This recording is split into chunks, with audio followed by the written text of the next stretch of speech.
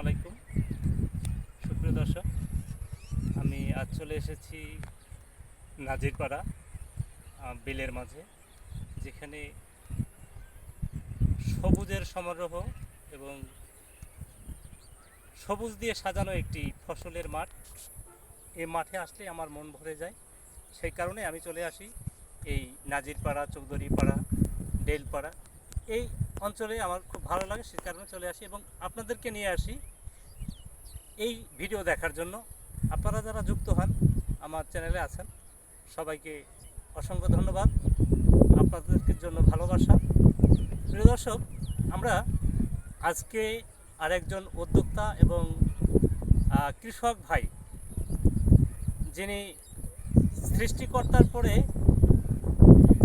আমাদের আহার সংগ্রহ করেন, ফসল ফলান মাঠে, সেরকম একজন উদ্যোক্তা, তার সাথে আমরা কথা বলবো এবং আপনাদের সাথে আমাদের এই কৃষিচিত্র ভিডিওতে আপনাদের সাথে তার পরিচয় করিয়ে দেব।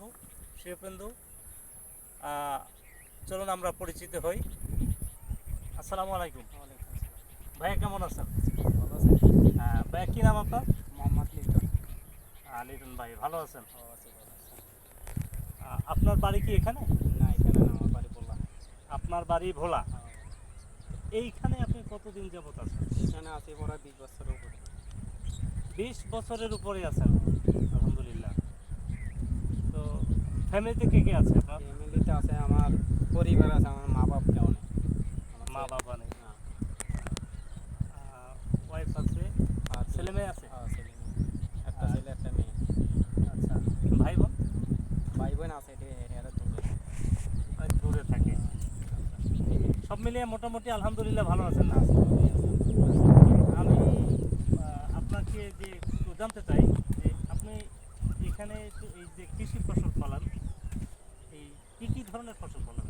এখানে আমি ভেন্ডি আছে অন সিজনে, যেমন অন সিজনে ভেন্ডি, লুকাসই, তারপরে নারিশ, তারপরে আবার আছে এই পুঁই শাক, এবার ডাঁটা শাক, এগুলো আছে অনেক। মানে এই জায়গায় যে ফসলগুলো ফলে সেগুলো আপনি ফলান?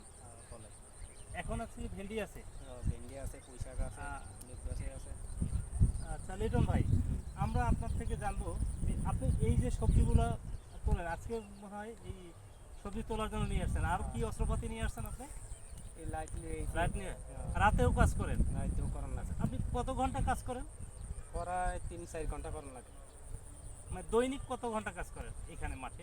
মাঠে তো গোটা দিনই করার লাগে, গোটা দিন দিনেও কাজ করেন, আবার রোদ যখন একটু সূর্যের তাপ বেশি থাকে তখন একটু বিশ্রামে যান, আবার মাঝে মধ্যে লাইট মানে কি লাইট দিয়ে আসে রাত মানে ফসল তোলেন। প্রিয় দর্শক, আমাদের যে লিটন ভাই দেখেছেন, মুখে হাসি, কৃষকের মুখে এমন হাসি। তারা সকাল থেকে সন্ধ্যা পর্যন্ত কাজ করে এবং এই সন্ধ্যার পরেও আলো জ্বালিয়ে কাজ করেন। আমরা আশ্চর্য হওয়ার একটা বিষয় যে এই দেশের মানুষ, এই দেশের কৃষকরা কত না কষ্ট করেন শুধু এই ফসল দিয়ে। বাংলাদেশের মানুষের জন্য যে সেবাটা তারা দিয়ে থাকেন, আমরা সত্যি তাদের প্রতি কৃতজ্ঞ। আমরা কৃষকদের ভালোবাসি। আপনারা কৃষকদের ভিডিও যদি দেখে থাকেন, যদি আপনাদের ভালো লাগে থাকে, আপনারা দেখবেন। আমরা নতুন নতুন কৃষকদের সাথে আপনাদের পরিচয় করে দেবো। লিটন ভাই, তাহলে আপনার এইখানে কতটুকু জমিতে আপনি চাষ করেছেন? আমি প্রায় 3 কানি জমি। 3 কানি? 3 কানি জমি আপনি কি বন্ধক নিয়েছেন? এই বন্ধক, নগদ বন্ধক? অর্থাৎ যেমন এক সিজনের লেগে, আমি এই 1 বছরের লেগে। 1 বছরের লাগিয়া নিয়েছেন, Baishakh to Baishakh? Baishakh to Baishakh. Baishakh to Baishakh. আপনার এক কানি জমি কত টাকা নিয়েছেন? এক কানি বর্তমানে জমিন বুঝা ধরো 15-16, আবার কোনো জায়গায় 20-30 জমিন বুঝা, ভালো মন্দ আছে জমির যেমন মান হিসাবে আপনার। তাহলে চলুন আমরা আপনার এই সবজি ক্ষেত একটু ঘুরে দেখি, দেখাবেন?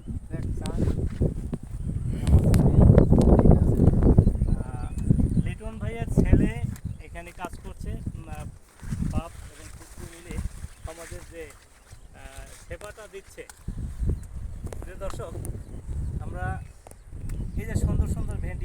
তাজা। আমি লিটন ভাই বর্তমান এই ভেন্ডিগুলোর কেজি কত করে বিক্রি করেন? বর্তমানে কেজির দাম অনেক কম আছে, অনকা বর্তমানে 15 টাকা 16 টাকা আছে, এর বেশি না। 15 টাকা 16 টাকা 10 টাকাও আছে আবার।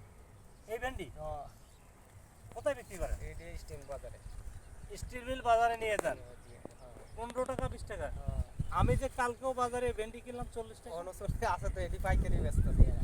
আর আমরা যেমন এরা খুচরা ব্যস্ত আছে, আর আমরা পাইকারি দিয়েছি। আপনার পাইকারি পাইকারি নিম্ন কত লাগে? একবারে কম করে হলেও কত কেজি? কম আছে 10 টাকা, আর উপরে 15 টাকার উপরে নেই। কত কেজি নিতে হয় পাইকারি নিলে? পাইকারি নিলে ধরেন 30 KG 25 KG 20 30 KG. KG 25 KG পাইকারি নিয়ে যায়।